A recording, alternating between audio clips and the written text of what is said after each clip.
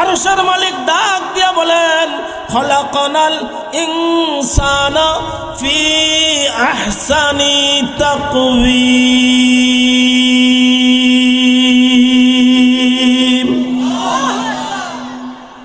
এ বান্দা, পাপ করতে করতে তুই তোর কলিজাটা একেবারে করে ফেলেছিস গান্দা। আমি আল্লাহ আমার কুদরতি হাত দিয়ে তোর চেহারা বানাইছি, কপালের নিচে চোখ থাকার পরেও তুই হয়ে গেলি আন্ধা। আমার দরওয়াজায় এসে একবার আমারে প্রাণ ভরে ডাক দিয়া যদি দিতে পারিস কান্দা, তোর জিন্দেগির সমস্ত অপরাধ মাফ করে দেব রে বান্দা। লা তাকনাতু মির রাহমাতিল্লাহ, লা তাকনাতু মির রাহমাতিল্লাহ, ইন্নাল্লাহ ইয়াগফিরুয যুনুবা জামিআ। বাজা बाज आ गर काफिरो गुबरो बुत पुरस्ती बाज आ ई दरगाहे माँ दरगाहे ना उम्मीद नीस सदबार अगर तौबा शिकस्ती बाज आ। अल्लाहु अकबर। अल्लाह ताला डाक दिया बोलेन अलस्तु बिरब्बिकुम क़ालू बला।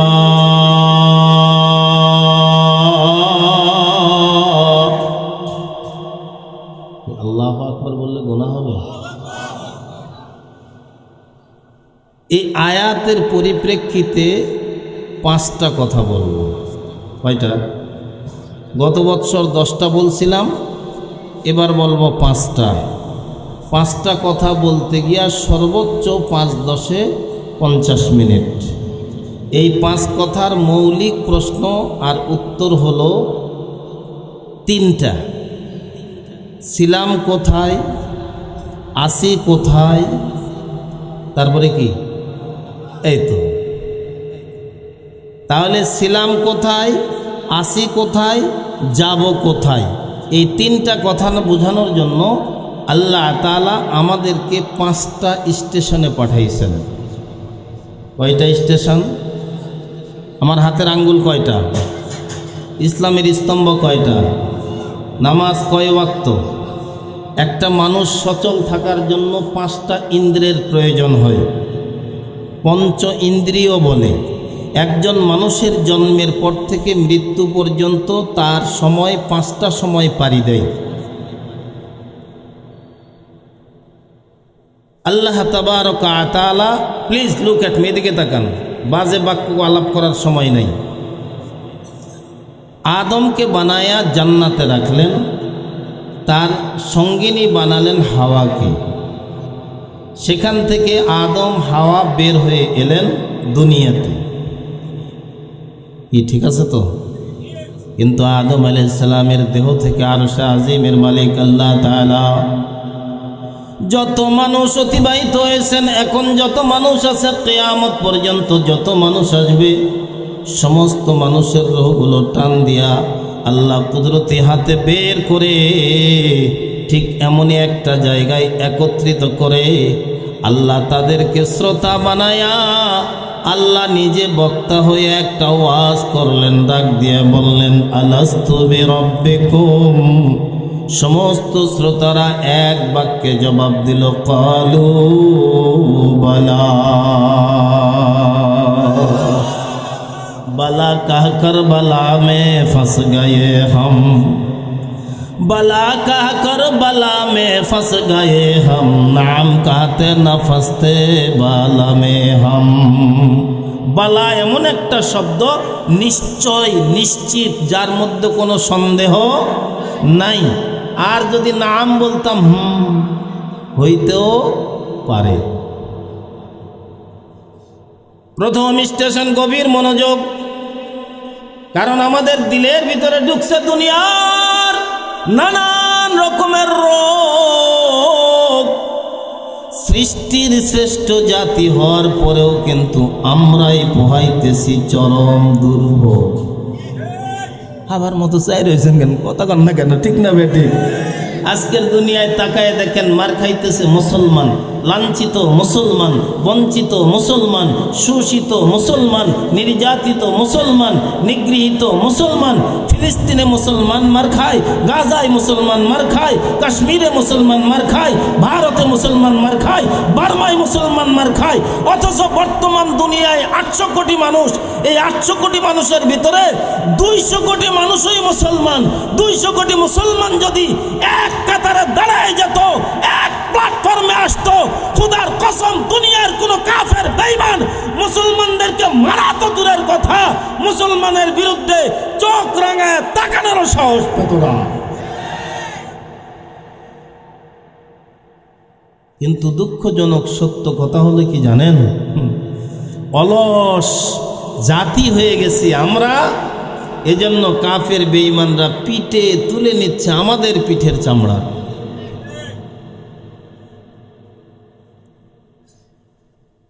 পাঁচটা স্টেশন আমাদের মৌলিক জায়গা ছিল, থাকার জায়গা জান্নাত, ছিলাম জান্নাতে, এসেছি বর্তমানে আছে দুনিয়ায়, যাব কোথায়? সবাই বলেন কোথায় যাব? আল্লাহ যদি দয়া করে আমাদেরকে জান্নাত দেয়, আল্লাহর জান্নাতে যাইতে রাজি আছেন? কারা কারা রাজি আছেন? 2 হাত উঁচু করে দেখান তো, দেখেন তো কোনো বর্ণচোরা কপাল পোড়া আছে নাকি যে হাত তোলে নেই? হাত টান করেন, বলেন আল্লাহ, হৃদয়ের গভীর থেকে বলেন আল্লাহ আমাদের সবাইকে তোমার জান্নাত দান করো। জোরে বলুন আমিন। আরেকটু জোরে বলেন, হাত নামান, আল্লাহ কবুল করুক।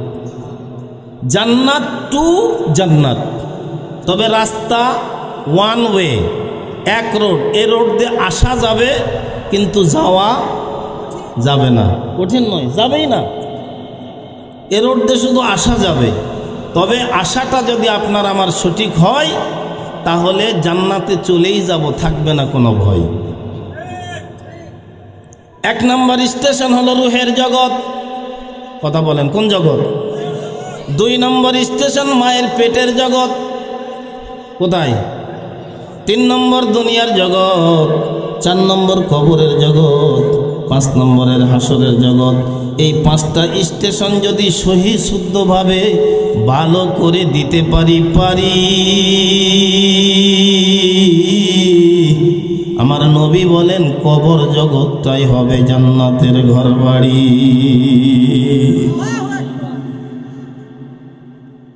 আমরা যখন জন্মগ্রহণ করি আমাদের 5টা অবস্থা থাকে। এদিকে প্লিজ তাকান। 1 নম্বর, জন্ম হওয়ার সাথে সাথেই সন্তানটাকে বলে শিশু। কি বলে? যারা কথা বললেন না তারা মনে হয় ভাবতেছেন এটাকে বোতল বলে। এটা কি? শিশুটা যখন একটু বড় হয় এটা হয়ে যায় কিশোর। এটা কি হয়? কিশোর যখন একটু বড় হয়ে যায় এটাকে বলে যুবক। যৌবনত্ব পারি যখন দেয় এটাকে বলে পৌরত্ব। পৌরত্ব যখন পার হয়ে যায় তখন হয়ে যায় বুড়া। মানুষ বলে এটা একেবারেই কুড়া। কয়টা সুরত, কয়টা হালত, কয়টা অবস্থা? শিশু, কিশোর, যুবক, পৌর, বৃদ্ধ। গভীর মনোযোগ। আমি যে এই কথাটা বুঝাইতে চাইতেছি 5টা স্টেশন। এই 5টা স্টেশন কেমনে পাড়ি দেব? আরে 1 নম্বর স্টেশনের মালিক আল্লাহ নিজেই। ভালো করে মনে রাখবেন, সব নবী রাসূলদের এজন্যই একটা ছিল কাজ। নবী রাসূলরা দুনিয়াতে এসে মানুষকে শুনাইছেন এক আল্লাহর ওয়াজ। হেদায়েত করার মালিক কে? একটু কলিজার গভীর থেকে বলেন কে? আল্লাহ যাকে হেদায়েত দেবেন পৃথিবীর কেউ তারে ঠেকাইতে পারবে না। আল্লাহ যারে হেদায়েত দেবেন না পৃথিবীর কেউ তারে হেদায়েত দিতে পারবে। চলেন একটু মক্কায় যান। নবীজির চাচার হবে তিরোধান।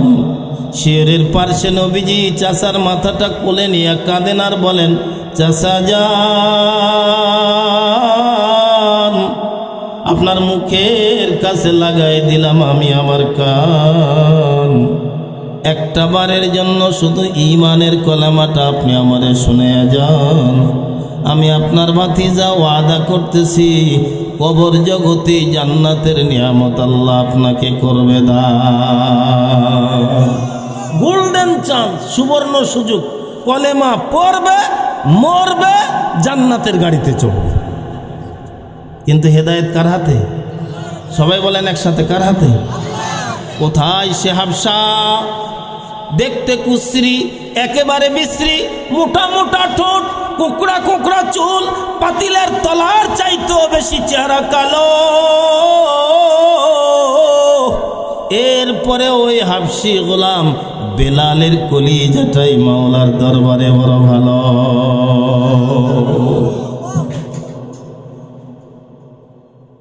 এক নম্বরে স্টেশনে আল্লাহ তাআলা আমাদের সবাইকে জমা করছেন। পৃথিবীর যত মানুষ এসেছে, গিয়েছে, এসেছে, আছে এবং ভবিষ্যতে কিয়ামত পর্যন্ত থাকবে, সব মানুষের রূহগুলো একত্রিত করে আল্লাহ বলেন, আলাস্তু বিরাব্বিকুম, এই তোমরা বলো আমি কি তোমাদের রব নই? ওই জায়গায় সকলেই কিন্তু স্বীকারোক্তি দিয়েছি, বলেছি আপনি আমাদের রব, আপনি আমাদের সব, আপনার সামনে করতে পারবো না কোনো কলরব। সব কিছুর মালিক কে? আসমানের মালিক কে? জমিনের মালিক কে? আপনার মালিক কে? আমার মালিক কে? এ স্বীকারোক্তি দিয়ে এসেছি। এক নম্বর স্টেশনে আর কোনো কাজ নাই। এবার 2 নম্বর স্টেশন কোথায়? নামগুলো বলে দিছি তো আগে। আলোচনা কিন্তু এখনো শুরুও হয় নাই, আরম্ভ হবে হবে এরকম একটা ভাব চলতেছে। 2 নম্বর স্টেশন হলো মায়ের পেট। রুহের জগতে কিন্তু আপনি আমি অবস্থান করতেছি। এক চিলতে পরিমাণ শুক্রকীট মায়ের গর্ভাশয়ে ঢুকাইয়া আল্লাহ তাবারক ওয়া তাআলা কোন দুনিয়ার কোনো ইঞ্জিনিয়ারকে ডাকে নাই, দুনিয়ার কোনো ডাক্তারকে ডাকেন নাই, দুনিয়ার কোনো মাস্টারকে ডাকেন নাই, দুনিয়ার কোনো প্রফেসরকে ডাকেন নাই। আল্লাহ তাআলা তার কুদরতি কায়দায় ওই এক চিলতে এক রেণু বরাবর নাপাক বস্তুটাকে রক্তের পিণ্ডলিতে পরিণত করেন, অতঃপর এটা গোশতের টুকরায় পরিণত করেন, অতঃপর আল্লাহ তার নিজ কুদরতি ইঞ্জিনিয়ার মায়ের পেটের ভিতরে ফিট করে দেন। যে এক ইঞ্জিনিয়ার হাত বানায় তো আরেক ইঞ্জিনিয়ার পা বানায়, এক ইঞ্জিনিয়ার কান বানায় তো আরেক ইঞ্জিনিয়ার চোখ ফিট করে, এক ইঞ্জিনিয়ার নাক লাগায় তো আরেক ইঞ্জিনিয়ার ওই বান্দার মুখ সেট করে। আরশের মালিক ডাক দিয়া বলেন, খলাকনাল ইনসানা ফি আহসানি তাকওয়িম।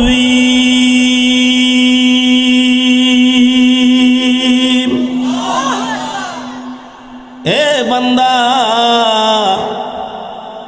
পাপ করতে করতে তুই তোর কলিজাটা একেবারে করে ফেলেছিস গান্দা। আমি আল্লাহ আমার কুদরতি হাত দিয়ে তোর চেহারা বানাইছি, কপালের নিচে চোখ থাকার পরেও তুই হয়ে গেলি আন্ধা।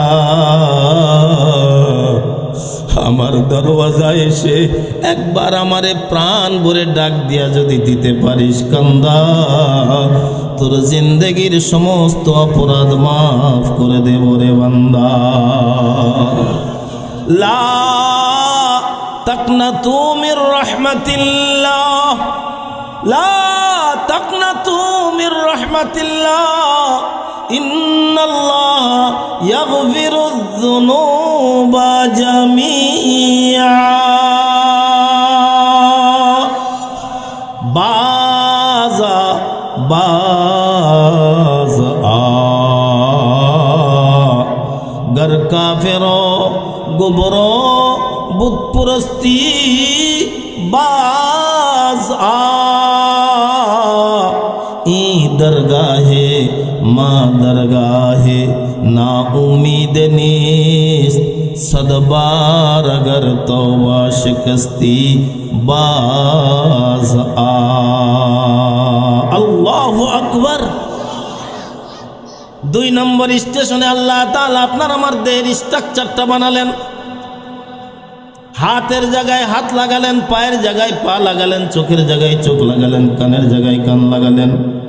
যদি আমার আল্লাহ ওই জায়গায় কোনো ইঞ্জিনিয়ার দ্বারা কারো চোখ না দেন, বলেন তো এই মানুষটা কি আর চোখ পাবে? আরো ধীরে বলেন।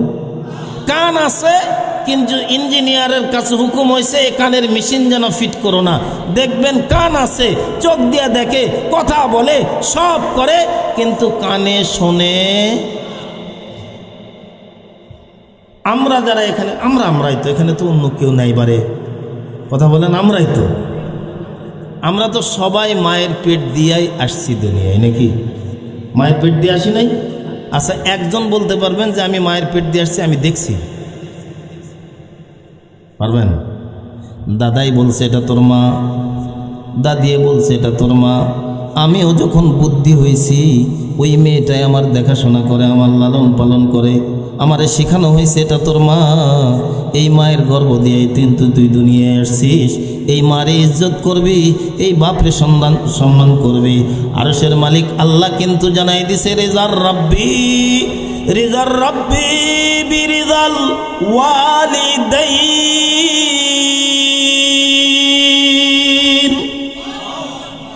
এই তোর মালিক তোর উপরে রাজি আর খুশি হয়ে যাবে যদি তোর উপরে তোর মা আর বাপ রাজি খুশি হয়ে যায়।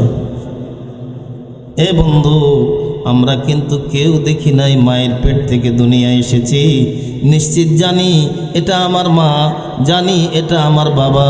তাহলে মায়ের পেটে যখন আমার স্ট্রাকচার কমপ্লিট হয়ে যায়, আরশের মালিক আল্লাহ প্রথম স্টেশন থেকে প্রাণটা ধইরা আপনার আমার মায়ের পেটের ভিতরে ঢুকায় দেয়। তো কতক্ষণ পর মায়ে কয়, আমার ছেলে পা নাড়তেছে। সুবহানাল্লাহ বলেন। আমার ছেলে এই যে মাথা নাড়তেছে, দেখো দেখো দেখো, সামনের দিকে মাথা দিয়া গুঁতো মারে। যদি বাচ্চা না নড়ে, মায়ের পেরেশান, মা বাবা পেরেশান। দৌড়ায়া ক্লিনিকে যান, আলট্রাসোনোগ্রাফি করে, টেস্ট করে, পরীক্ষা করে বাচ্চা ঠিক আছে কিনা। বলেন তো, এখন ডাক্তার পরীক্ষা যায় করে, বলে হুজুর অনেক কিছু ডাক্তারও বলতে পারে, ডাক্তার বলতে পারে আমার মালিক কমপ্লিট করার পরে। 2 নম্বর স্টেশন কয়টা হলো? একবারে সংক্ষিপ্ত করে বলতেছি। 2 নম্বর স্টেশন হলো মায়ের পেট। মায়ের পেট থেকে দুনিয়ায় আসলাম, এটা হলো মিডিল পয়েন্ট, 3 নম্বর স্টেশন। খেয়াল করবেন, 1 নম্বর স্টেশনেও আপনার আমার কোনো কাজ নাই, 2 নম্বর স্টেশনেও আপনার আমার কোনো কাজ নাই, 3 নম্বরের 4 নম্বর স্টেশনেও আপনার আমার কোনো কাজ নাই, 5 নম্বর স্টেশনেও আপনার আমার কোনো কাজ নাই। মিডিল পয়েন্টের যে স্টেশনটা, এই স্টেশনটাই হলো আপনার আমার মূল কাজ। জীবনের 5 স্তর। কিশোর জীবনের কোনো মূল্য নাই, শিশু জীবনের কোনো মূল্য নাই, কিন্তু যুবক জীবনের বড় মূল্য। কথা বলেন, আর একটু ধীরে বলেন।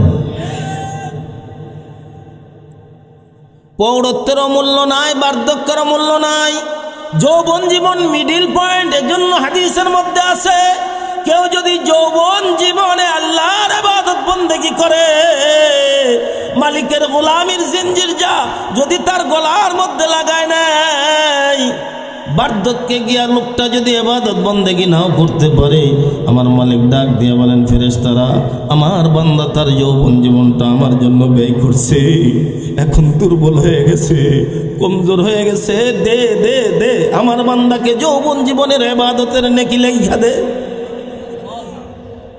दर जवानी तौबा करदन शेवाए पैगंबरी, दर जवानी तौबा करदन शेवाए पैगंबरी, वसले गिर वसले पीरी बर्गे जालेम मी भवत परहेजगारी।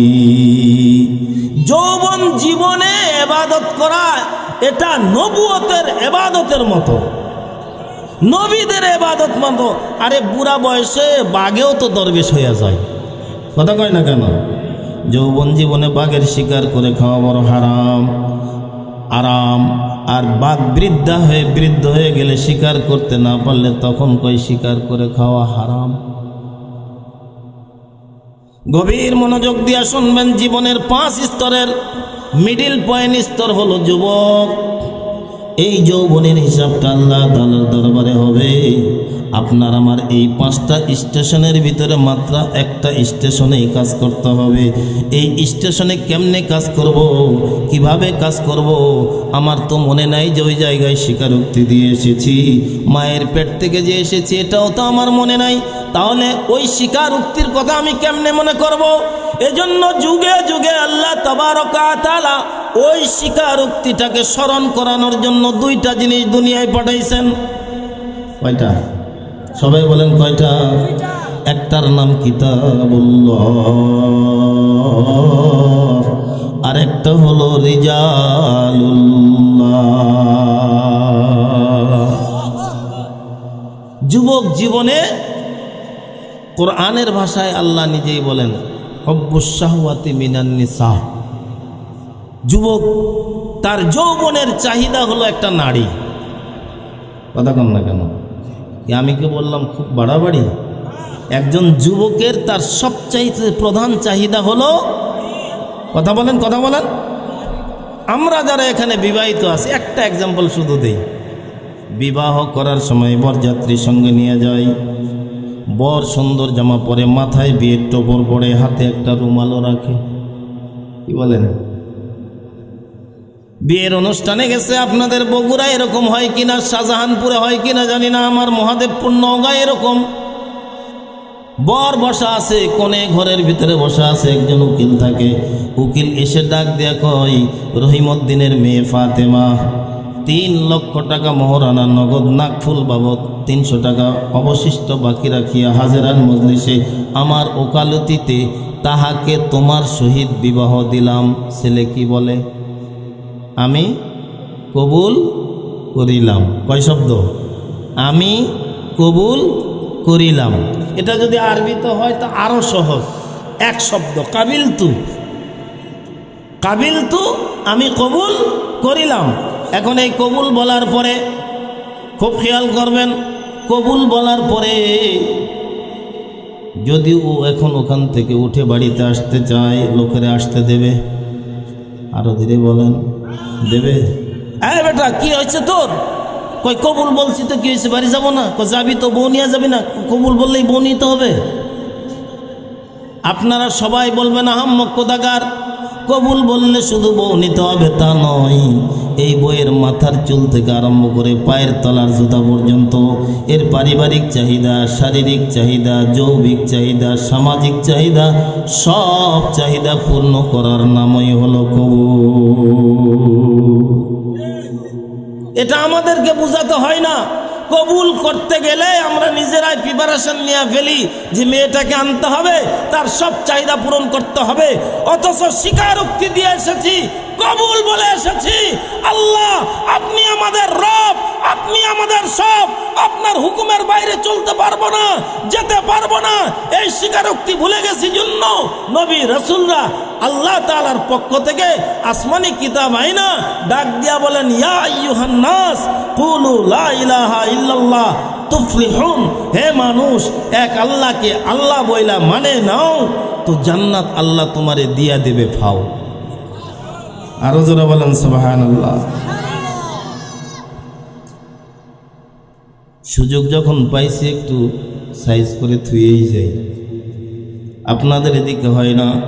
বিয়ের সময় কবুল বলার আগ মুহূর্তে এই যে নগদ মোহরানা ধরা হয়, আমি 3 লক্ষ তো এমনি একেবারে লোকাল কথা বললাম, 5, 10, 15, 20-এর নিচে তো মোহরানাই হয় না এখন।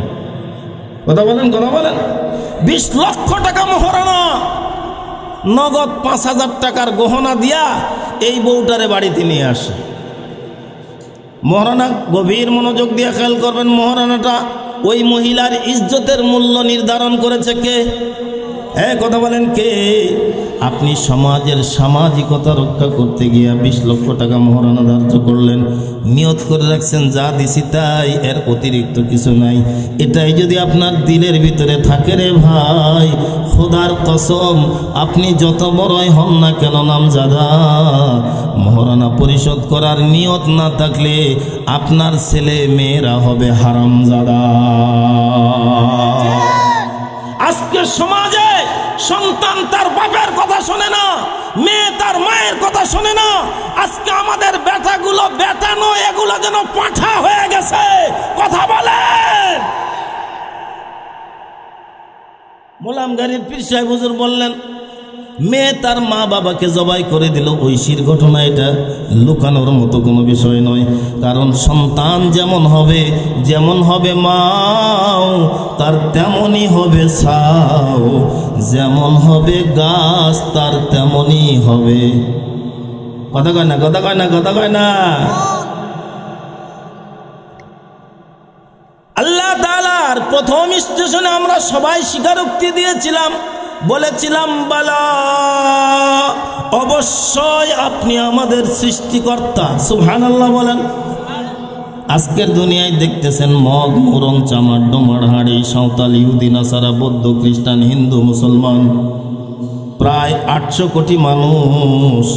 এ বন্ধু, আপনি যদি হিন্দুকেও জিজ্ঞাসা করেন, দেখবেন ও বলবে দাদা ভগবান একজন আছে। কথা কন, কথা কন, ভগবান একজন আছে। খ্রিস্টানদেরকে যদি জিজ্ঞাসা করেন, দেখবেন খ্রিস্টানরাও বলবে গড একজন আছে। তার মানেটা কি? এই বীজ ওই জায়গায় আল্লাহ তাআলা ঢুকাই দিয়েছেন স্বীকারোক্তির মাধ্যমে। কুল্লু মাউলুদিন ইউলাদু আলাল ফিতরা, প্রত্যেকটি সন্তান ইসলামের উপরে জন্মগ্রহণ করে। হিন্দু তার মা বাবা তারে বানায় দেয়, খ্রিস্টান তার মা বাবা তারে বানায় দেয়, ইহুদি তার মা বাবা তারে বানায় দেয়, মুসলমান তার মা বাবা তারে বানায় দেয়। এজন্য যুগে যুগে নবী রাসূলরা এসেছেন। মনে রাখবেন, 2টা জিনিস আল্লাহ পাঠাইছেন ওই কথাটাকে স্মরণ করে দেওয়ার জন্য। এই স্টেশনে যদি করতে পারি ভালো কামাই, তো 4 নম্বর স্টেশন আপনার আমার এমন হবে যেন আগের থেকেই ঘর জামাই। 3 নম্বর স্টেশনের আমল যদি ভালো হয়, কবরে রাখবে তো আল্লাহ তাআলা ডাক দিয়া বলবেন, ফাফরিশু বিল জান্নাহ, দে দে আমার বান্দার শরীরের নিচে জান্নাতের বিছানা বিছিয়ে দে। ওয়ালবিসু বিল জান্নাহ, দে দে আমার বান্দার গায়ের মধ্যে জান্নাতের পোশাক পরায় দে। জান্নাত থেকে বান্দা পর্যন্ত একটা রাস্তা প্রশস্ত কইরা দে। বান্দা আমার আরামের ঘুম ঘুমাইতে থাক। যখন ঘটে যাবে কিয়ামত, ফেরেশতারা ডাইকা উঠাবে, ডাক দিয়া বলেন চলেন চলেন চলেন। কই কিয়ামত কি হয়ে গেছে? হয়ে গেছে। তাহলে আমার কি হবে? বলে আপনার হিসাব নিকাশ হয়ে গেছে। আরো জোরে, আরো জোরে, জোরে জোরে জোরে। তাহলে আমারে কই নাও। বলে আপনার যে আসল ঠিকানা, আমরা আপনাকে শুভেচ্ছার স্বাগতম জানাইতে জানাইতে আল্লাহর জান্নাত পর্যন্ত পৌঁছায় দেব। এই 3 নম্বর স্টেশন হলো দুনিয়া। সরকারে দু আলম নবী বলেন, আদ-দুনিয়া মাজরাতুল আখিরাহ, এই আখিরাতের কামাই করার জায়গা হলো দুনিয়া। আখিরাতের কামাই করার জায়গা হলো দুনিয়া। এখান থেকে আপনি আর আমি কামাই করে যা ট্রান্সফার করব, এটাই কিন্তু আপনার আমার জান্নাতে গিয়ে জমা হবে। এই জন্য নবী রাসূলদের মাধ্যমে আল্লাহ 2টা জিনিস পাঠাইছেন। একটা হলো আল্লাহর কিতাব, আর একটা হলো আল্লাহর পক্ষ থেকে প্রেরিত পয়গম্বর। গভীর মনোযোগ দিয়ে খেয়াল করবেন, আল্লাহ তাআলা তার একটা কিতাবও কোনো নবী ছাড়া দুনিয়াতে পাঠান নাই। সুবহানাল্লাহ বলেন। যত কিতাব আল্লাহ পাঠাইছেন সব নবীর উপরে পাঠাইছেন, তবে অসংখ্য নবী পাঠাইছেন যাদের উপরে আল্লাহ আসমানি কিতাব দেন নাই। খেয়াল করেন, এই কথাটা বোঝানোর জন্য একটু ডেফিনেশন করতেছি, ব্যাখ্যা করতেছি, বিশ্লেষণ করতেছি। এমন কোন কিতাব আল্লাহ নবী সারা দুনিয়াতে পাঠাইছেন এর কোনো রেকর্ড নাই। কিতাব আসছে, নবী নাই এমন নয়, বরং নবী অসংখ্য আসছে যাদের উপর আল্লাহ আসমানি কিতাবও দেন নাই। সুবহানাল্লাহ বলেন। যেমন একটা এক্সাম্পল দিয়ে দিই, মূসা পয়গম্বর খুব নরম একজন পয়গম্বর ছিলেন। হ্যাঁ, নরম না গরম? যে বাবা আওয়াজ দিচ্ছেন আমি তো পাচ্ছি লজ্জা শরম। নরম না গরম? কত গরম, কত গরম।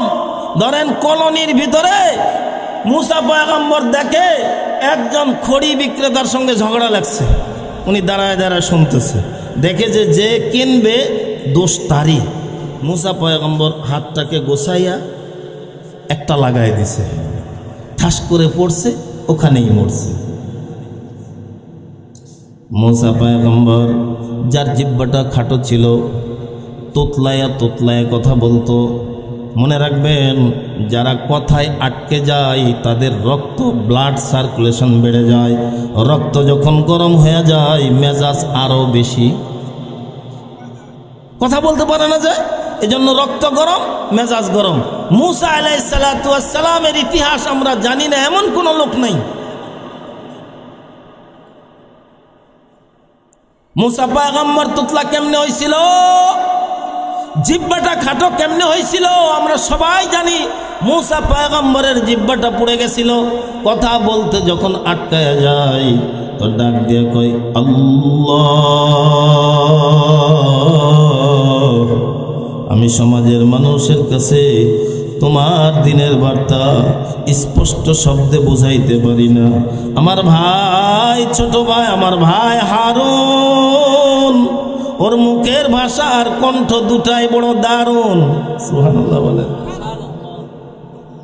ও মালিক, আমার কথাগুলো আমার ভাই বলে বলে দেবে, আপনি একটু শুধু অনুমতি দেন। কারণ আগের জমানায় নবী সারা দিনের দাওয়াত দেওয়ার কোনো সুযোগ ছিল না। আপনার আমার কপাল তো আল্লাহ খুলে দিছে, নবী বলে গেছেন, আল্লাহর পয়গম্বর বলেন আল উলামাউ ওয়ারাসাতুল আম্বিয়া, এই কিয়ামত পর্যন্ত আর কোনো নবী আসবে না, কোনো রাসূল আসবে না দুনিয়ায়। আমি নবী বলছি, উম্মতের উলামায়ে কেরাম হলো আমার ওয়ারিস। আর জোরে বলেন সুবহানাল্লাহ।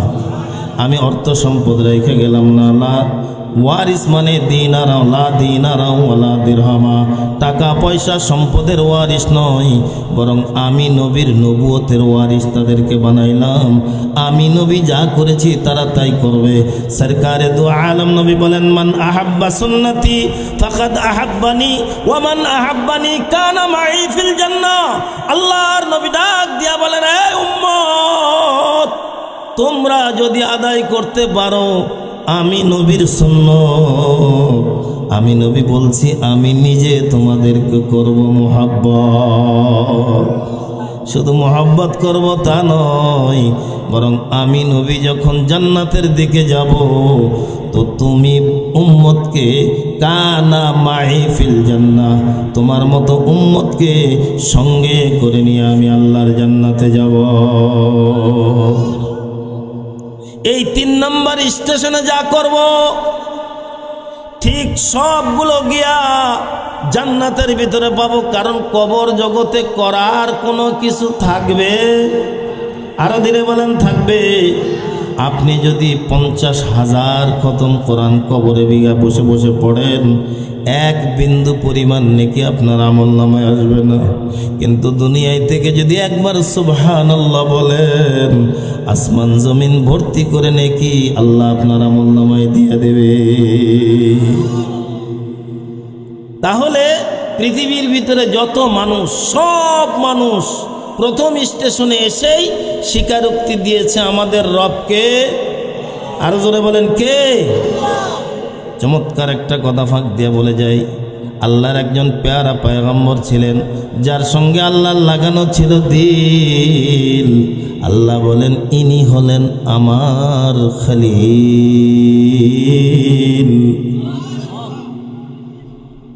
ইব্রাহিম পয়গম্বরের একটা আদত ছিল, অভ্যাস ছিল, তিনি হর ওয়াক্তে খানা খাওয়ার সময় একজন না একজন মেহমানকে ধইরা তার দস্তরখানায় বসাইতেন। সুবহানাল্লাহ বলেন।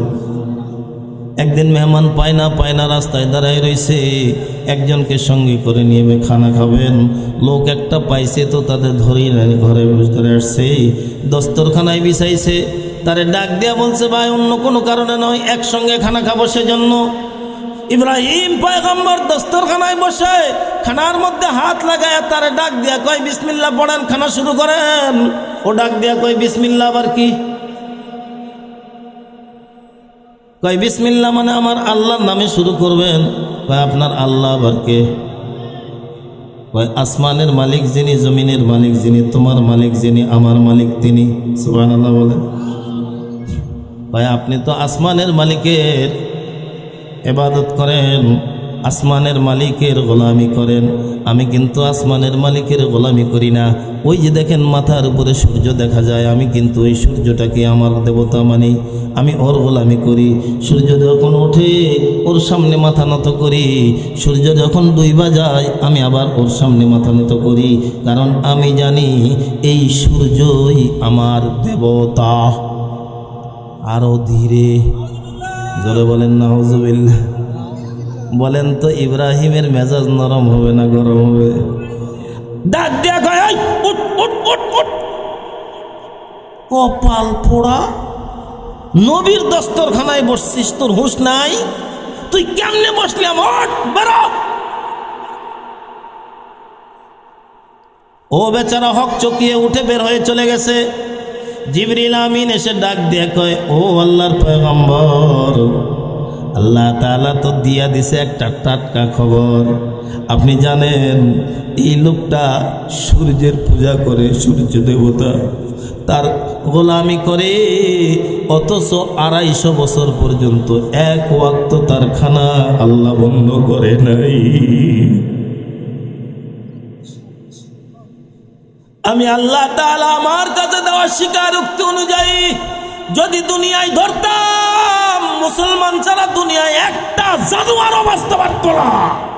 যারা আজকে মুসলমানদের উপর অত্যাচার করে, নির্যাতন করে, নিপীড়ন করে, রাষ্ট্রযন্ত্র ব্যবহার করে ইসলামের উপর আঘাত করে, খোদার কসম একটাও দুনিয়ায় টিকে থাকতে পারত না যদি আল্লাহ দুনিয়ায় তাদেরকে ধরত।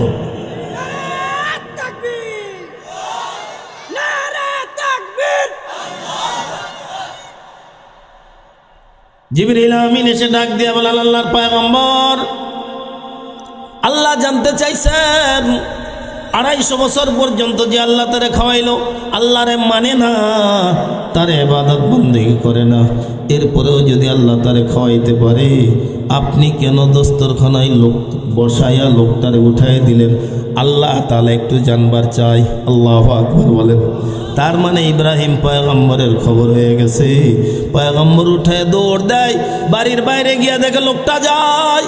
পয়গম্বর দৌড়ায় গিয়া তার 2টা হাত জড়ায় ধরছে, ভাই কিফ কিফ ইয়া আখি কিফ, এ ভাই দাঁড়ান। ও ডাক দিয়ে কয়, কি হয়েছে? আবার কি অপমান করার কোনো সুযোগ আসছে নাকি? একবার তো রাস্তা থেকে ডাইকা নিয়ে আমারে অপমান কইরা দিলেন, আবার আপনি আমারে ডাকেন, ঘটনাটা কি? কয়, না না, আপনারে কলেমা পড়া লাগবে না, চলেন আপনি আমার সঙ্গে খানা খাবেন। লোকটা ডাক দিয়ে বলে, মতলব তো খুব একটা ভালো মনে হয় না। আমি ফিরছি, যখন ফিরছি আমি আর যাব না। পয়গম্বর ডাক দিয়া বলে, তোরে কলেমা পড়া লাগবে না, আমার মালিকরাও মানা লাগবে না, তুই খা। কয়, নিশ্চয় ডাল মে কুছ কালা হ্যায়, এর ভিতরে কিছু আছে। ইব্রাহিম পয়গম্বর লোকটার কাছে জবাব দেয়, হ্যাঁ আছে, এর ভিতরে আছে, আমার মালিক আমারে জানাই দিছে। আল্লাহ তাআলা ঘোষণা করছেন, তোমারে যদি ওই মালিক 250 বছর তার গোলামি না করার পরেও খানা খাওয়াইতে পারে, আমি ইব্রাহিম কেন তোমারে খানা খাওয়াতে পারলাম না? এই কৈফিয়তটা আমারে চাইছে আমার আল্লাহ। এবার ওই লোকটি ডাক দিয়ে কয়, ইব্রাহিম, যে মালিক আমার 250 বছর খাওয়াইলো, তার নাফরমানি করলাম, তার গোলামি করলাম না, আমি তোমার বাড়িতে যাব না। ইব্রাহিম ডাক দিয়া বলেন, না, আমার বন্ধুত্বের লাইনটা তুমি কাইটা দিও না।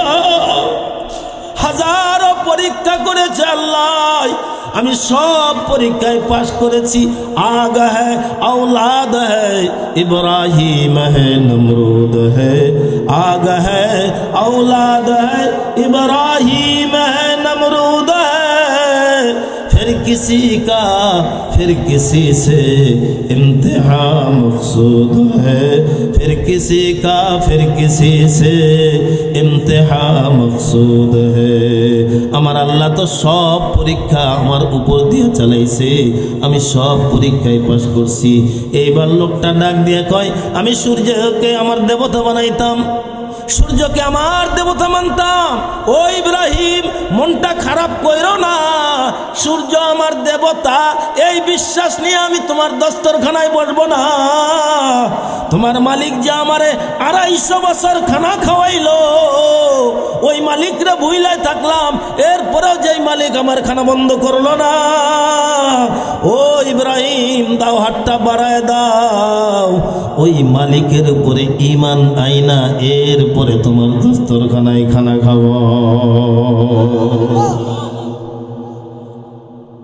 এই দুনিয়ায় আমরা এসেছি, কে পাঠাইছেন? সবাই বলেন, কে পাঠাইছেন? আমরা যদি আমাদের ইচ্ছায় দুনিয়ায় আসতে পারতাম, আল্লাহর জাতের কসম করে বলছি, এই নোংরা সমাজে আসতাম না, আসতাম নবীর জমানায়। প্রয়োজন বোধে সরকারে দু আলমের কথা শুই না, জিহাদের ময়দানে গিয়া নিজেদের গর্দান উড়াই দিতাম, শাহাদতের মর্যাদা নিয়ে চাইতাম, এরপরেও এই নষ্ট ভ্রষ্ট অসভ্য সমাজে আসতাম না। আল্লাহ তাআলা বলেন, আমিনু কামা আমানান নাস,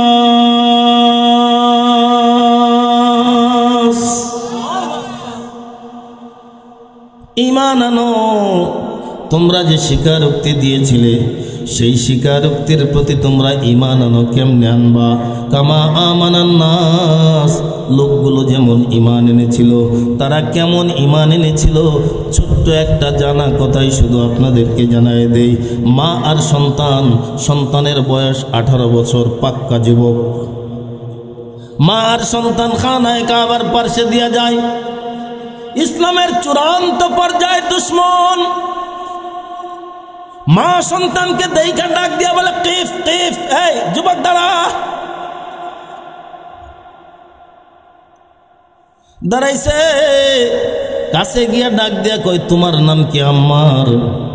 যুবকের রক্ত নরম না গরম? আরেকবার বলেন, নরম না গরম? মনে রাখবেন, যৌবন জীবনের রক্ত, যুবকদের রক্ত যেই দিকে গড় দেবে সেই দিক তারা বিজয় অর্জন করবে। 5 আগস্টে যুবকেরা যেমন ময়দানে নামছিল, তা দেশে বিজয় অর্জন করছে। আল্লাহর কসম, এখনো বাংলাদেশের যুবকেরা, মুসলমানের সন্তানেরা তাদের রক্তকে যদি ইসলামের দিকে ধাবিত করে, এই জমিনে ইসলামী শাসন কায়েম পৃথিবীর কোনো শক্তি ঠেকাতে পারবে না। এ যুবক, তোমারে জাগতে হবে। যেমন উমর জেগেছিল, যার হুঙ্কারে কাফের বেঈমানরা পর্যন্ত থরথর করে কেঁপেছিল। ঈমান তারাও এনেছিল। তোমার কলিজার ভিতরে ঈমান আছে, শুধু একটু পরিষ্কার করার দরকার আছে যে আমার আল্লাহ ছাড়া আল্লাহ নাই, আমার নবী ছাড়া কোনো নবী নাই, আমার আল্লাহ সব। আমার নবীর চরিত্রে কেউ কলঙ্ক লাগাবে তো আমি নবীর উম্মত জীবিত থাকতে পারবো না। তোমার এই শান, এই ঈমানটাতে একটু শান দিতে হবে, ধার দিতে হবে। তুমি যদি এই বিশ্বাস কলিজার ভিতর দৃঢ় করতে পারো যে আমার নবী একমাত্র নবী, কিয়ামত পর্যন্ত আর কোনো নবী আসবে না, এই স্লোগানটা বুকে ধারণ করে তুমি যদি ঈমানদীপ্ত স্লোগান দিতে পারো, তাহলে বর্তমান দুনিয়ার নবীর দুশমন কাদিয়ানি কাফের বেঈমানেরা মুসলমানদের দেশে আস্তানা গাড়ার সাহস পাবে না।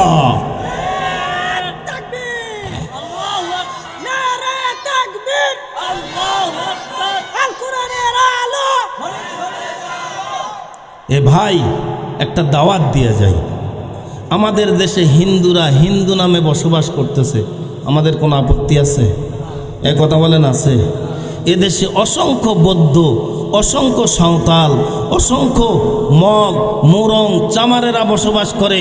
তাদের সাথে আমাদের কোনো দুশ্মনী নাই, কারণ তাদের হিসাব তারা দেবে, আমাদের হিসাব আমরা দেব।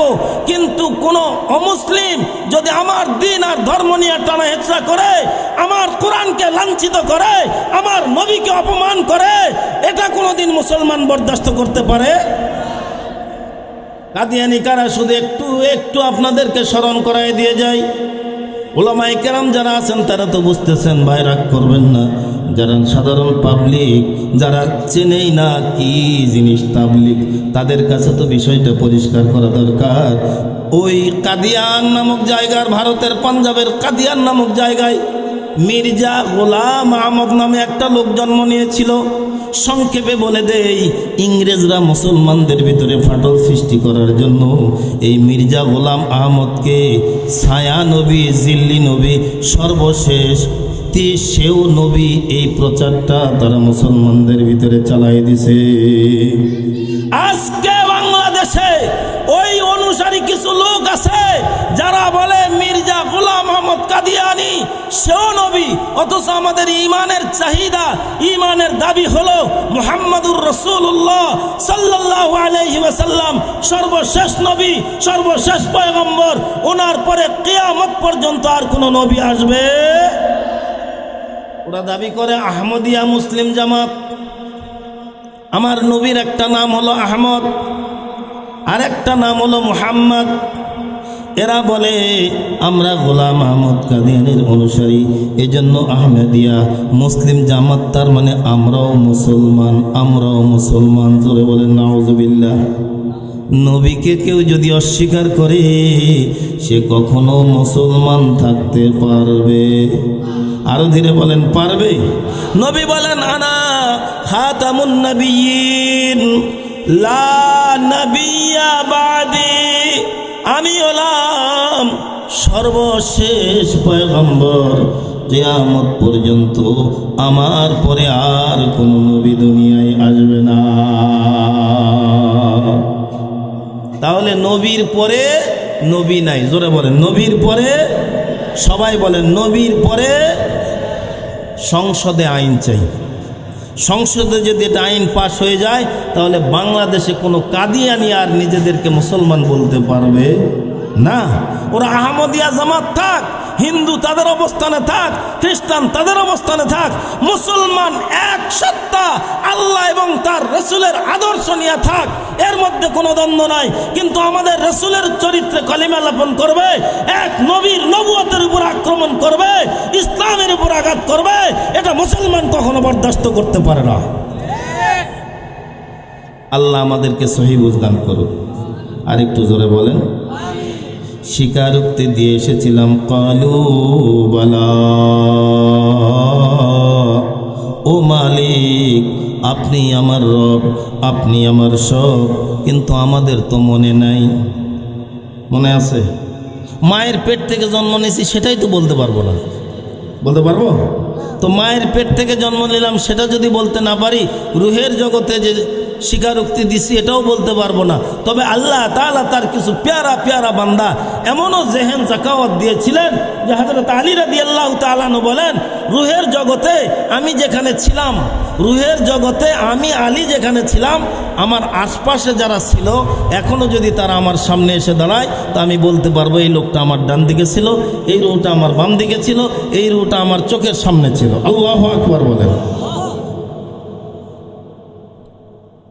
আল্লাহ বলেন আমিনু কামা আমানান নাস, ঈমান আনো। তারা যেমন ঈমান এনেছিল, তারা ঈমানটা কেমন এনেছিল আপনাদের জানা একটা কথা শুধু স্মরণ করাই দেই। মা তার সন্তানকে ডাক দিয়া বলছে, বাবা রে, ইসলামের জন্য অসংখ্য কষ্ট তুই করেছিস, তোর শরীরের চামড়া গইলা গইলা মোমের মতো দেহ থেকে চর্বিগুলো ঘোড়ায় ঘোড়ায় পড়ছে, এরপরেও তুই ঈমান ছাড়িস নাই। কিন্তু আমি মা একটা দৃশ্য এখনো চোখের সামনে যখন ভেসে ওঠে, আমার কলিজাটা যেন ভেঙ্গে চূর্ণ বিচূর্ণ হয়ে যায়। আমি শুধু জানবার চাই, রে বেটা, এটা কেমনে তুই বরদাস্ত করলি? মায়ের সামনে ছেলে ডাক দিয়ে কই, মা গো, আমি যখন ঈমান আনছিলাম, কাফের বেঈমানরা আমার ঈমান বরদাস্ত করতে পারে নাই, কারণ আমি গরিব বলে। দেখবেন মসজিদের জুতা যদি কেউ চুরি করে, ও যদি ধরা পড়ে, ওর পিঠের চামড়া উঠা যায়, কিন্তু সংসদে বসে জনগণের কোটি কোটি টাকা আত্মসাৎ করে বিদেশে শত শত বাড়ি করলেও তার কিছু হয় না। আর কথা বলবে না, কথা বলেন, কথা বলেন। ও বলেন, মা আমি গরিব, কিন্তু আমার ঈমানটা বড় ধনী। সুবহানাল্লাহ বলেন। এত নির্যাতনেও আমি ঈমান ভুলি নাই। মরুভূমির উত্তপ্ত বালুর মধ্যে আমারে চিৎ করে শোয়াই দিছে, ওজনওয়ালা পাথর আমার বুকের মধ্যে এমন ভাবে চাপাই দিছে, মনে হয় যেন আমার বুকের হাড়গুলো ভেঙে চূর্ণ বিচূর্ণ হয়ে যাবে। আমি শ্বাস ছাড়ি তো শ্বাস টানতে পারি না। তারপরে ওই জালিমেরা পাথরের উপরে উঠা বসছে, আমারে ডাক দিয়া কয়, রে বেলাল, ঈমান যদি ছাইড়া দেশ তোরে ছাইড়া দেব, আর যদি ঈমান ছাইড়া না দেশ, দেখ এই লোহার রডটা দিয়া তোর মাথা থেতলায় দেব। হযরত বেলাল একবার রডের দিকে তাকায়, একবার নিজের দিকে তাকায়। হযরত বেলাল বলেন, মাগো, এক সময় মন বলছিল আমি বুঝি আর ঈমানটারে ধরে রাখতে পারবো না, আর বুঝি আমারে সামলাইতে পারবো না। এমন সময় আমার মনে পড়ে যায়, আমার নবী ডাক দিয়া বলেন, বেলাল, তোর দেওয়া থেকে যদি চইলাও যায় তোর জান, আর তুই যদি কবর জগতে যাইতে পারিস নিয়া ঈমান, কবর জগতে আরশের মালিক আল্লাহ জান্নাতের নিয়ামত তোরে করবে দান। মনে হওয়ার সাথে সাথেই, মাগো, আমি দুইটা চোখ খুলে ফেলি, আমার চোখের কোল বেয়ে বেয়ে অশ্রুগুলো পড়ে। ওরা মনে করছে আমি বুঝে এইবার আমার মালিকের নামটা ছাইড়া দেব। আমি মিষ্টি কণ্ঠে আওয়াজ করতে থাকি, আহাদ আহাদ আহাদ, আমার আল্লাহর নাম জপতে থাকি। ওরা বলে, রে এ হাত তোর শব্দ বন্ধ করে দেব। বইলায় আমার জিহ্বাটা মুখ থেকে টান দিয়ে বের করে লোহার শলাকা, লোহার দণ্ডটা নিয়ে ডাক দিয়া বলে, দেখ, এই শব্দ যদি বন্ধ না করিস, এই শলাকা দিয়া তোর জিহ্বাটা এফর ওফর কইরা দেব। আল্লাহু আকবার। আমি ভাববে কুল পাই না, কি করব? এক পর্যায়ে আমি বললাম, না, আমার মালিকের নাম আমি ছাড়বো না। এত জোরে লোহার শলাকাটা আমার জিহ্বার মধ্যে ঢুকায় দেয়, ও মা, একবারে এফর হোফর হইয়া যায়, আমার মুখ দিয়া ফিনকি দিয়া রক্ত ছোটে। কিন্তু মা, তুমি কি জানো, আমি যখন আহাদ বলবো, এই লোহার শলাকা আমার জিহ্বার মাঝখানে বেঁধে যাওয়ার কারণে জিহ্বাটার ভিতরে ঢোকে না, শুধু আহা আহা উচ্চারণ হয়, আহাদ বলতে পারি না। কিন্তু আমার মালিক, আমার মাওলা, ও নামের ভিতরে এত মজা, এত স্বাদ, এত মধু লাগাই দিছে গো মা। আমি বিলালের জিহ্বাটা যে পুরো হয়ে গেছে, আমি বেলাল একটা পিঁপড়ার কামড়েরও যন্ত্রণা বুঝতে পারি না। জুতু মেরা, জুতু মেরা, তু সব মেরা, फलक मेरा, ज़मीं मेरी, अगर तू एक नहीं मेरा तो कोई शय नहीं मेरी। आमिनू कमा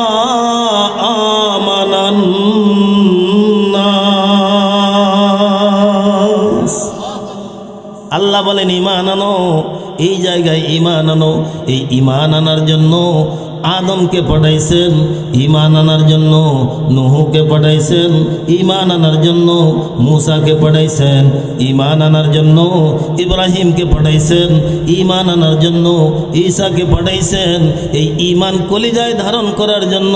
সর্বশেষ আপনার আমার পয়গম্বরকে দুনিয়ায় আল্লাহ পাঠাইছেন। সব পয়গম্বরেরা ডাক দিয়া বলছেন, তোমার 3 নম্বর স্টেশনটা যদি ঠিক হয়ে যায় তোমার সব ঠিক হয়ে যাবে। জান্নাত থেকে এসেছো, যেখানে এসেছো এখানে যাওয়ার জন্য তো প্রস্তুতি গ্রহণ করো, তো আবার তুমি জান্নাতে চলে যেতে পারবা।